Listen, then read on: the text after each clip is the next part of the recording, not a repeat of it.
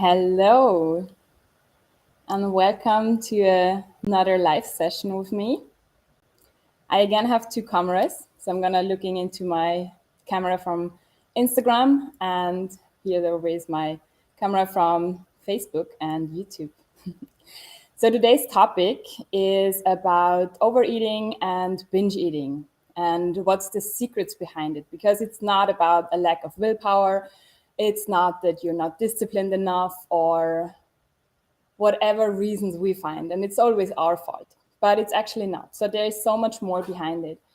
And so if you're interested in these topics, if you have difficulties with these eating challenges, stay here. You're definitely gonna get something out of it. And in the end, I'm gonna reveal a little secret as well, and give you a little bit of an offer how you can work with me in the next time. So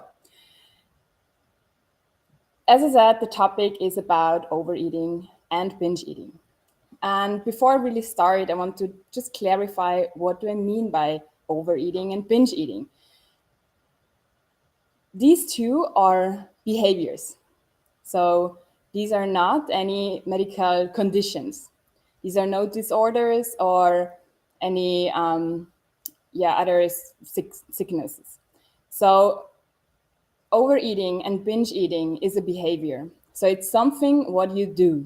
It's not that you are an overeater or you are a binge eater. Is it something what you do? So you are overeating or you might be binge eating.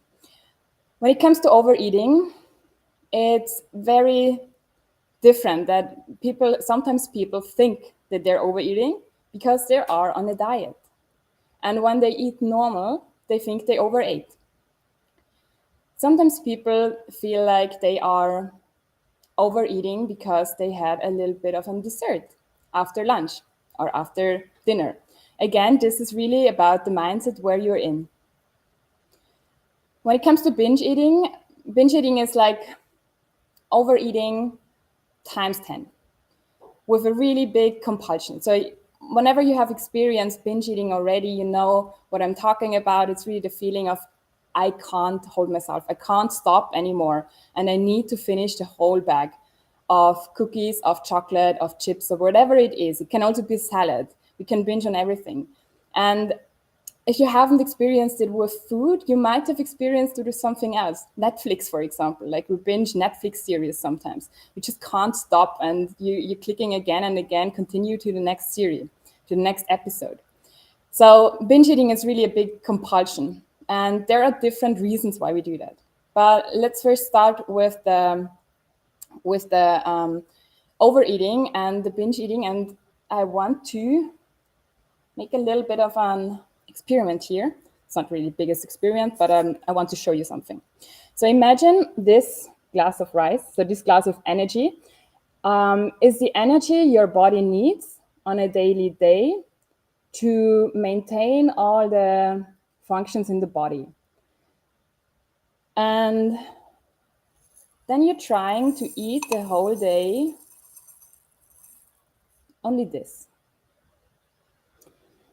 And you're eating a salad, you might skip breakfast, you're having coffee in the afternoon, and in the evening you give yourself a little bit more. And then still in the evening you did not got the full glass of energy. This might work for 1 day, 2 day, 3 day. And then one day you feel stressed and maybe you're tired and you come home and you again give yourself a little bit of food, and then eventually you start eating and eating and eating, and until your glass is full, until you actually have enough of energy.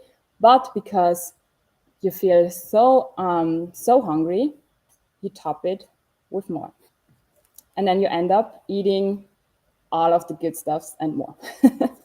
So what I want you to show with this glass is that a lot of times the reason why it even comes to the fact that you are overeating or that you're binge eating is that you are underfeeding yourself the first part of the day.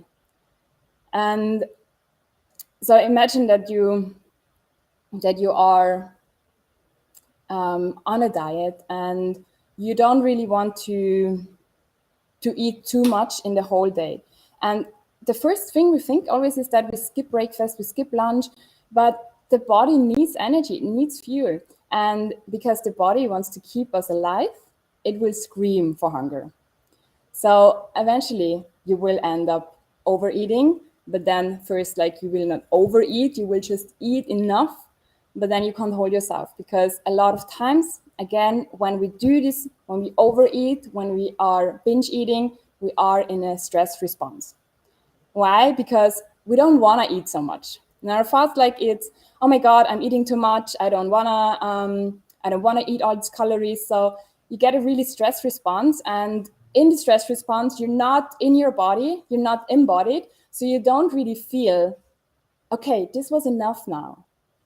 And here comes the scientific part with your brain, because your brain is actually the first step in your whole digestion.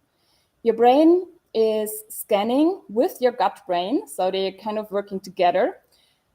They are scanning your meal. So after you ate, the brain will scan the nutrients you got in. It will scan if you did feel satisfaction, if it felt aroma, if it felt taste.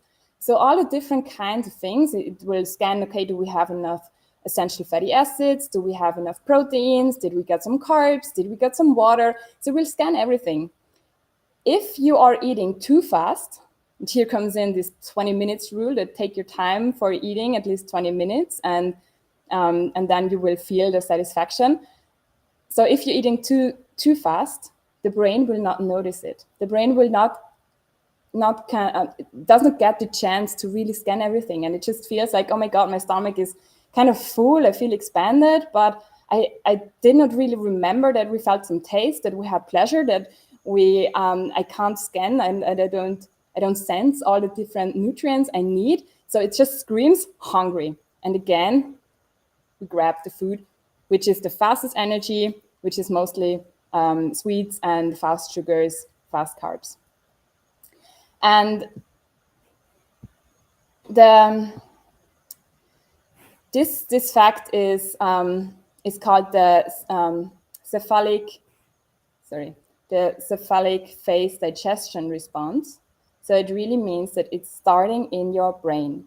And we always think it's a willpower issue, or we think it's a discipline issue, but it's not. It's just your body screaming to survive and getting the things in. Then there is, of course, because there are always two parts, yeah? We can always look at from the nutritional part, and we can always see it at the emotional part. I always, when I start working with clients, I always target first the nutritional part, because if we can tweak it around and it's gone, it's gone. If it still stays, then we have to look at the emotional part, because a lot of times we are overeating or binge eating because we want to satisfy another hunger. And with another hunger, I mean like a hunger for rest, a hunger for love and connection when we feel lonely, a hunger for sleep when we feel tired, a hunger for time when we feel stressed. So there are so many different hungers, but if we try to satisfy these hungers with food, we never will get satisfied, and we will be left behind with the feeling of full stomach, but still with a deep feeling of emptiness. And in this case, we really need to look at other different parts in life. So what is stressing you out in life? When is it when you're binge eating? What happened before? What happened after? What happened the day before? So really looking into all the different factors of your life. And this means like relationship, job, environment where you live in, friendships, money. So there are so many factors we are looking into. So I hope this gives you a quick understanding. This is obviously like a super big topic, and I want to target one more thing, and this is also the bliss point. Bliss point sounds like pure bliss. It does. The bliss point is something the food industry invented, and it's the point where the food, so let's say the chips, the sweets, where they have the exact amount, it's the exact combination of sweetness, of crunchiness, of saltiness, of taste and aroma that make our brain triggered. We want more. So there are studies which shown that when chips are having this exactly amount of crunchiness, the brain gets triggered to say and scream more. And a food industry is investing tremendous amounts of money to really find this sweet spot, this bliss point, so that they get hooked us on these different things. And so going back now to the imagination that you are giving yourself this much on a daily basis. In the evening, you get home and you're super hungry and you eat a lot in one time. You eat more, and the things you are craving for, the things you are eating more, they have the bliss point, and you end up eating more and getting more and more and more. So what I really want you to show is that it is not your willpower.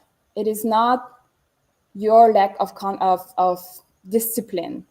It's not your fault at all. Like, diet industry and food industry are one of the biggest industries in the whole world, and they spend like, it's a 60 billion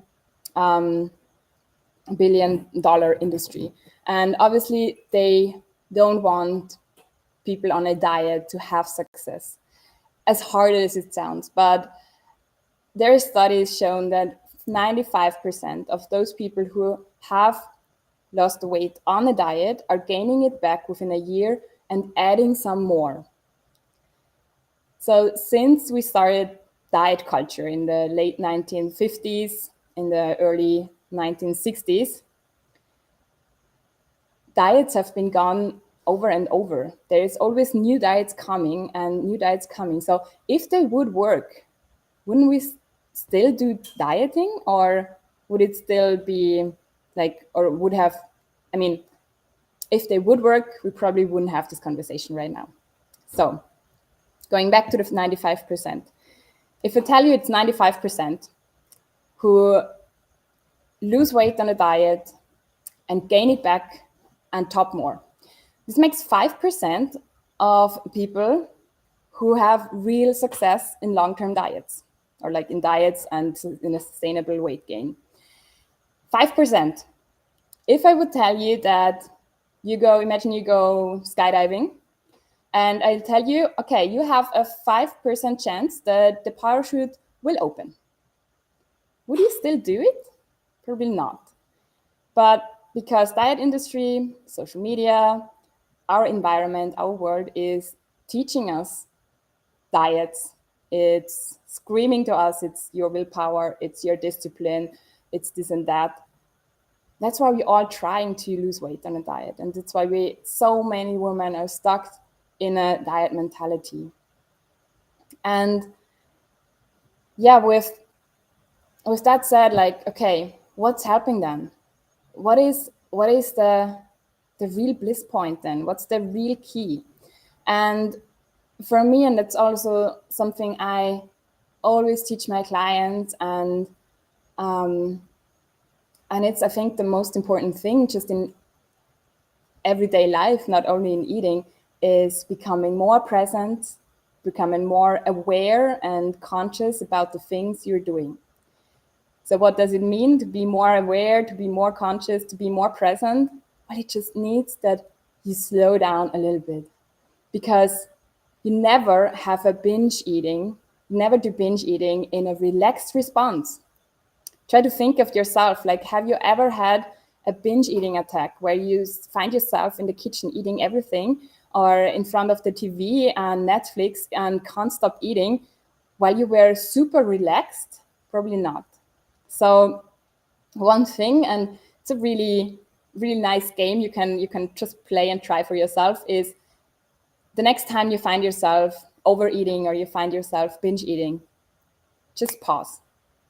Really, just pause. Take a step back and breathe. Catch yourself in exactly those moments. And really first become aware of these moments. And I know so many people saying that, like, yeah, but I actually know what I'm doing while I'm doing it, but I still can't stop. Yes, you're noticing it, but you're still in the stress response. So becoming more aware, becoming more calm really means to not only think about it, but also trying to calm down your nervous system by simply stepping out, like zoning out quickly, checking what's happening. And a lot of times in a stress response, when we binge eating, we are not in our bodies, we're not embodied. I heard it a lot of times that my clients told me that, yeah, they only feel like in their body once they have eaten the whole pack of chips, or I was not really me. So that really means like you were not in this body. And so to wrap it up, if you are catching yourself in a binge eat or in overeating, pause and breathe and see what's happening. Once you calm down, once you're aware of what's happening, and then you can even try to keep on going with the food you eat, but do it consciously, do it mindful, make it slow, enjoy it, and then eventually you will see that you actually don't need the whole pack of chips. You actually don't need um, the full bars of chocolate. And if you still need to, eat it. And then the next time you catch yourself again, because it's really a practice. It's not that I tell you something today and from now on it will miraculously be gone. Because if it would be that easy, we all would have done it already.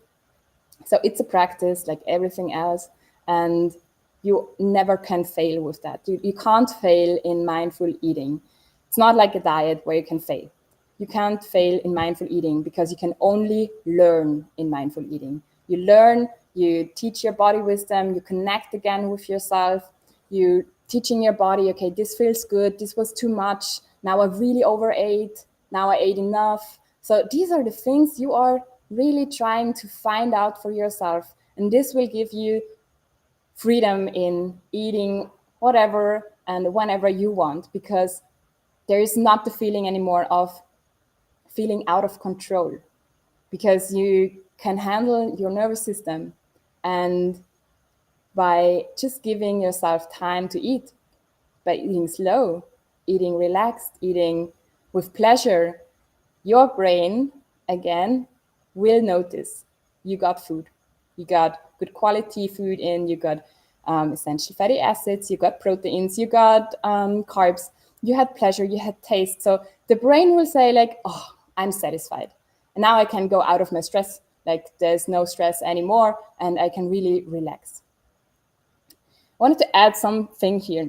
And this is maybe important for those to hear who are really experiencing binge eating. A lot of times people think that, yeah, but after the binge, I feel so relaxed. This is true. So the body will get on one point when we stuffed ourselves so much with food, it will feel like, okay, now my stomach is so full, so expanded.